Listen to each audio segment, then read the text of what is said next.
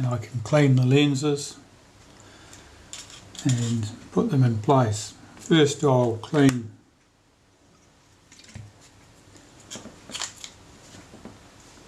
the shims, the retaining ring, and this trim ring from the front of the shutter. The trim ring fits in here in the shutter. It's lower than the centerpiece there, so that the lens, when it screws in, bears against that centerpiece on the mount. It doesn't bear against the trim ring.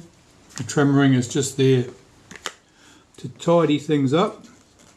If it's been lost, it would make no difference to the action of the camera or the focus of the lens. Just making sure any oil is gone from that shim, those shims and that trim ring. And now I'll do the retainer ring. Just lift out any old grease, any grit. That looks good. And the lens.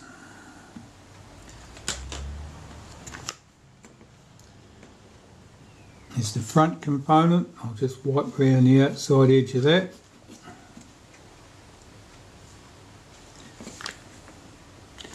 And the rear component, I'll do the same. Just lift any grease from off the outside edge of that. And now I need to clean the glass. That rear one in particular has got a lot of dust on it, which I'll want off.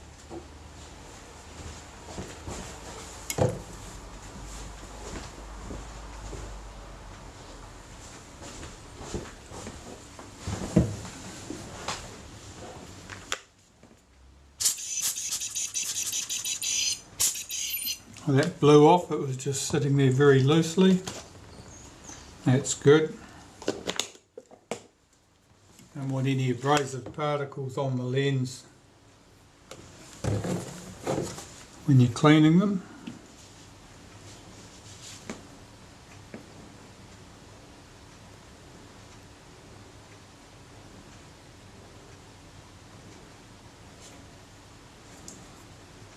I'm watching the colour that the cotton bud comes off with to see if there's any obvious haze coming off with it. That looks good. That glass looks clean.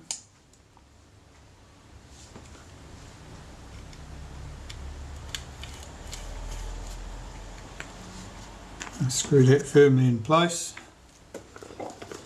Take another cotton bud. I usually use at least one cotton bud per glass surface. A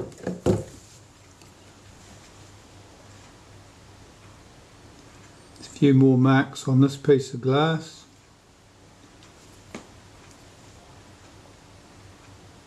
Like something had splashed on it or sprayed on it.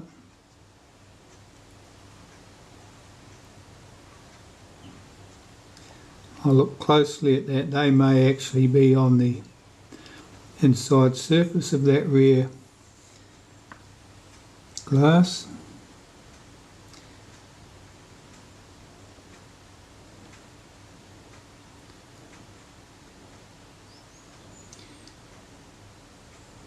Oh, I use a lot of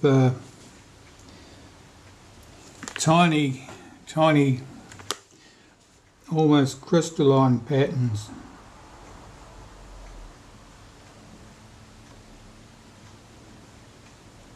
And I think that they are on the inner surface.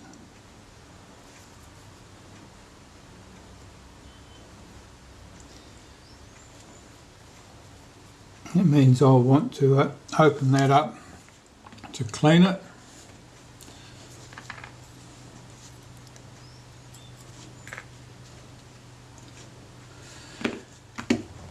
Right. I've put a tiny bit of acetone in the edge here, which will soften up the lacquer and allow me to unscrew this. So I'm using a lens spanner.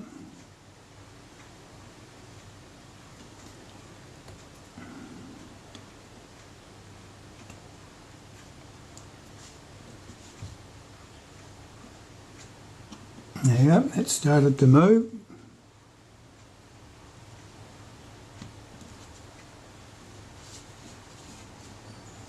That's enough. Now I can push that around the rest of the way.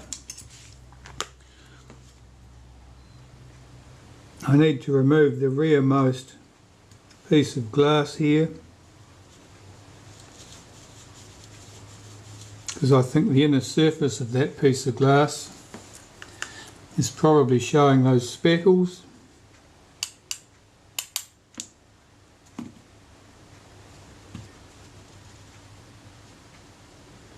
I'm just looking at this in the light, getting the light to catch on it at an angle, and I can see that the marks I was seeing are clearly visible on that piece of glass.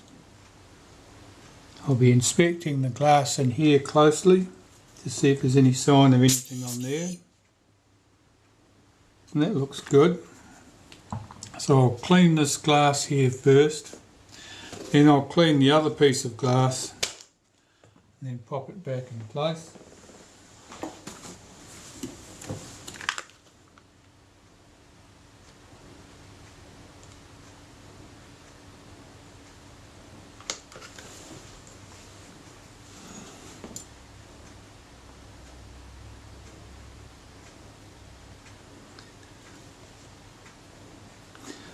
Cotton bud is certainly not coming off there clean, so it means that there was some deposit on there, some slight haze, even if I couldn't really see it.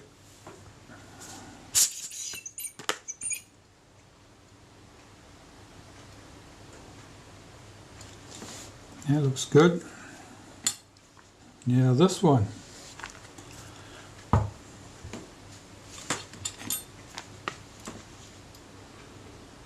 I can certainly see marks on there when I hold it obliquely to the light, so the light's reflecting off it.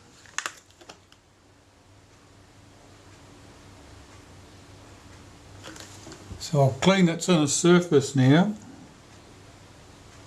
and see if those marks go away. They could be marks in the coating which may not go away.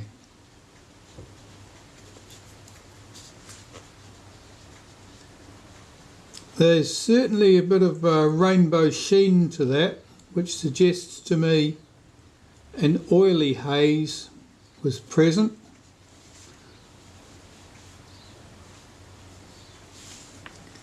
Now I'm just inspecting this closely in the light. Those marks went away, they're gone.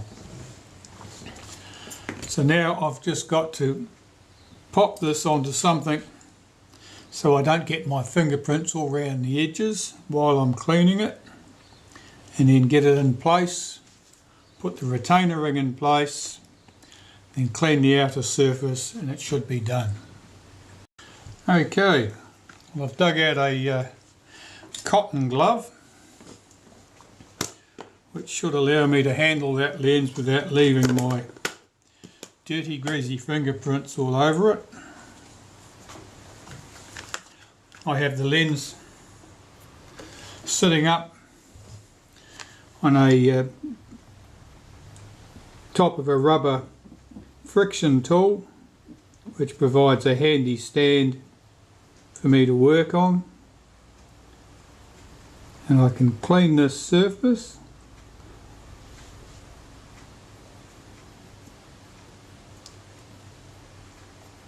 Check it in the light, make sure it's clean.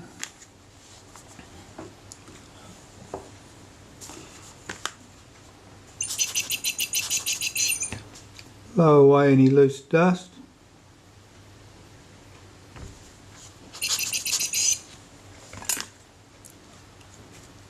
And then I can lower the lens mount over it, drop it into place on the lens. Before I put the retaining ring in there, I will just give this a quick wipe to remove any loose dust or fingerprints from the outside, so that I can clearly see if there are any imperfections on the inside, and there are not. It all looks very good. So the retaining ring needs to go in place.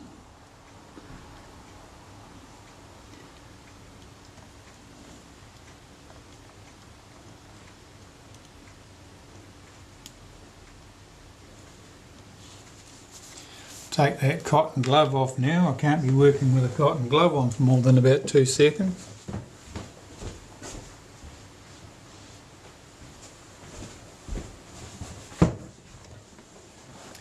Sorry about that, I just kicked the table.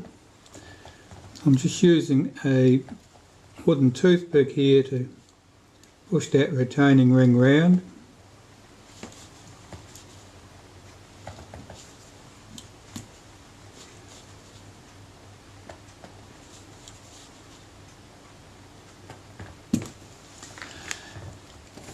And now I will tighten the retaining ring in place.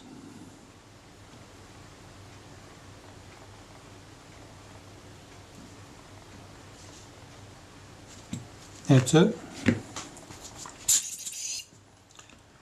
That lens is good to go. The little sparkly bits I could see in there are gone. It was all marks on the oily haze that was on the inside surface. So now I've got to do the front group, and hopefully I don't have to disassemble it.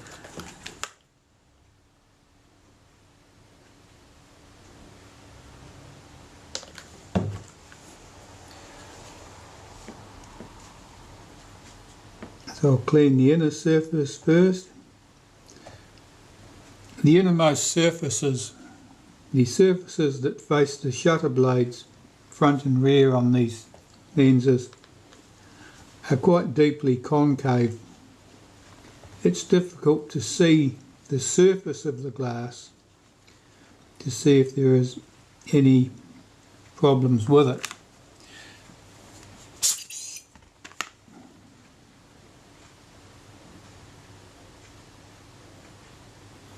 It looks fine.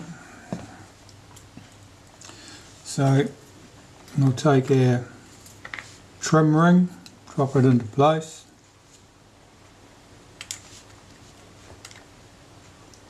Screw the front group into place. It's a bit reluctant to pick up the thread.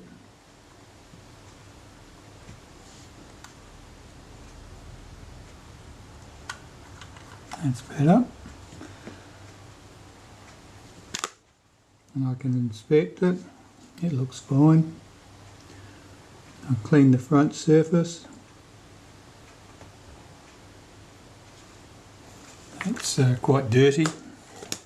The front surface, of course, is the surface that gets the most wear with any camera lens. It's the one that's exposed to the atmosphere, environmental dust and dirt and contaminants, and oily fingers, mostly oily fingers.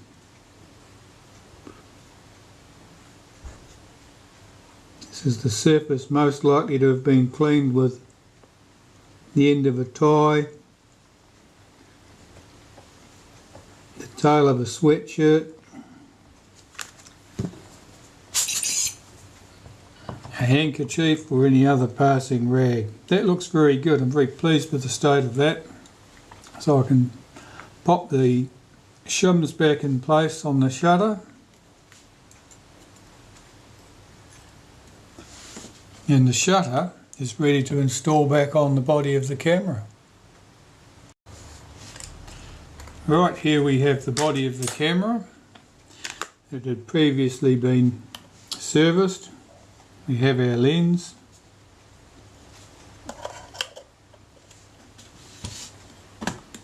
Put it in place on the body. Check that it's seated in at the little screw head that locates it's locating it. That didn't cock the shutter, so I know I need to advance the timing slightly.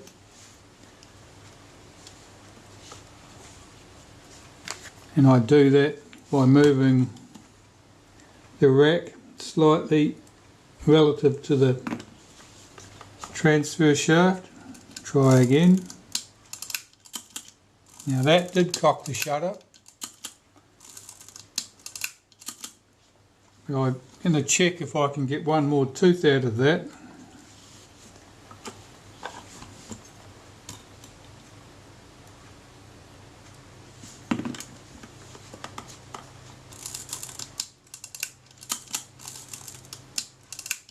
That feels good. I'm going to set the shutter speed to a 500. At the 500th speed, the shutter is the hardest to cock. If there's not quite enough push there, it won't cock. There you go. It wouldn't go for the 500th, it went fine for the other speeds. That tells me I'm one tooth away from where I need to be.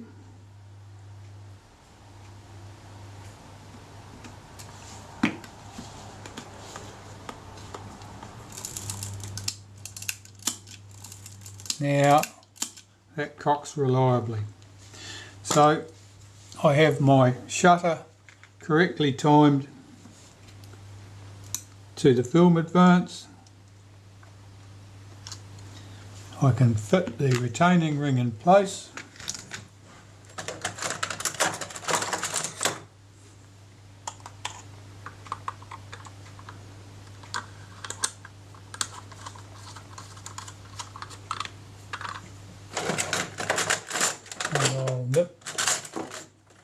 That retaining ring up tight.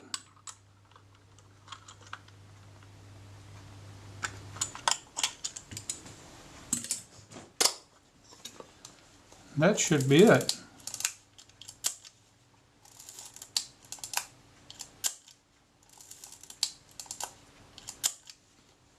That shutter's firing and cocking correctly. Focus adjustment is smooth. Sometimes the adjustment of the focus can be stiff after you install the shutter. Typically it means that the shutter assembly has been pushed over to one side. There's a little bit of play in there. Just force it away from where you see it's tight against the focus ring. You probably find that that problem goes away. That's good. So I just now have to test my focus to make sure that the lens is focused correctly.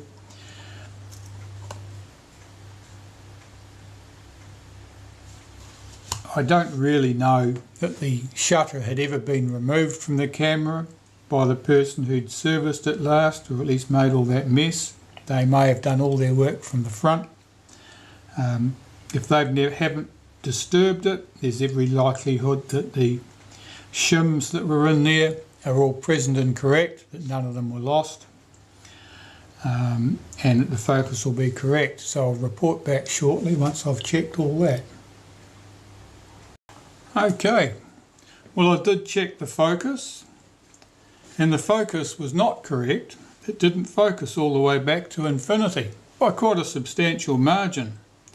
I'm quite happy that I had the helical all reassembled in the original position, and I was quite happy from the look of the helical that it hadn't shifted on its screws at any stage in the past.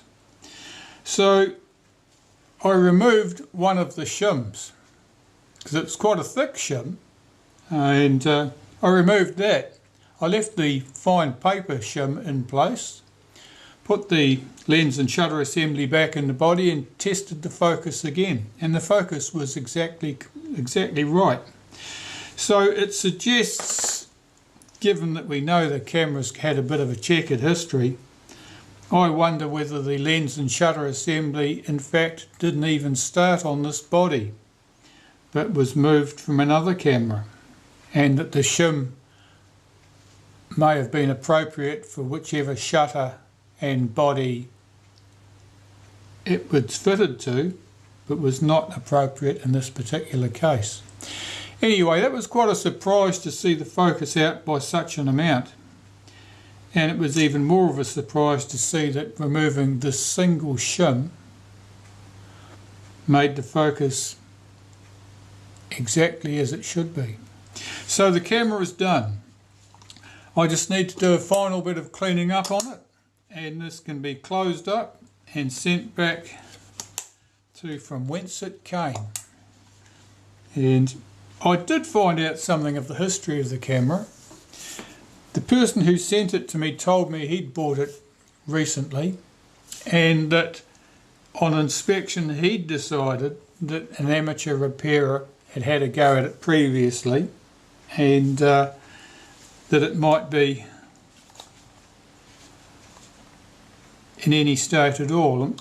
And he recognised this from the state of these screw heads,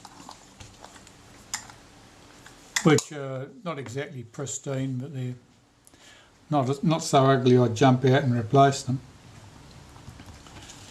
So he was quite correct. An amateur repairer had been in here, and they certainly didn't know what they were about in the shutter, and there were a number of faults. So thinking of the faults that I found with the camera that I could lay at the feet of the last person into it, the spring for the film release button. Now that had appeared to be missing from the camera. In fact, somebody tucked it up inside the shutter release shaft by mistake. In the shutter, well, the front name ring here was loose because the cam that locks it in place hadn't been turned around to the right position, so that was an obvious fault. The shutter release tab on the shutter body itself was missing its return spring. That was entirely missing, couldn't be found anywhere. On the retard gear train, the lever that operates the pallets, that was bent and it wasn't moving freely. The spring that provides the 500th of a second speed in the shutter, that was incorrectly positioned, and it wasn't doing it, it was damaged, it was bent out of shape as a result, and that was not providing the 500th of a second speed. The shutter itself, the blades showed obvious signs of having been flood cleaned. Somebody had either squirted solvent in there and swished it about a lot and mopped up the damage using cotton buds perhaps, but certainly the old grease and the filth was spread right throughout the shutter. It didn't look like the shutter had been immersed into solvent in order to clean it, because at least the flash sink contact was, that plastic post hadn't been damaged. So it suggests that either somebody applied lots of solvent to a cotton bud and swabbed it around the blades, or squirted some in and then swabbed it around to try and clean it up.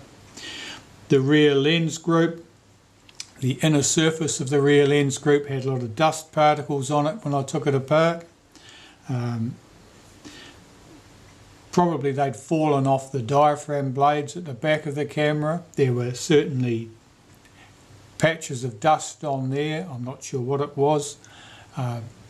Probably the solids left over after the solvents were washed out of some lubricant or other that had been in there, perhaps a graphite grease. What else?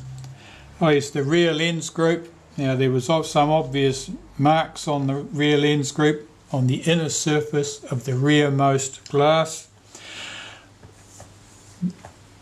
There was an oily sheen on that glass, a haze, and the marks were in that haze. So once all the haze was gone, the glass was clean. There was no other obvious problems with the front or rear lens groups. The glass looks quite good.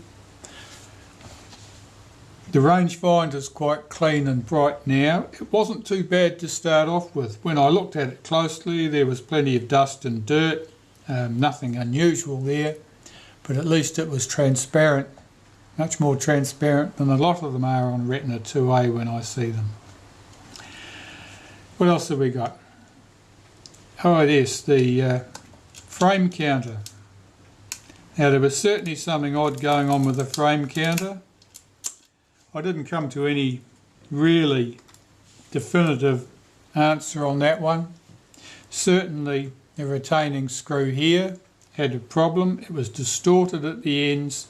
I believe it was throwing the whole top mechanism across to one side, and that may have been contributing to the problem with this rack, this tooth wheel here, the ratchet wheel, not rotating at some parts of its rotation, even though the pawl appeared to be present and certainly appeared to work. I think that's about it. I think the camera, apart from a wipe over it, clean inside, make sure all the dust's out, put my repair label in there, I think it's ready to go home. Thanks for watching.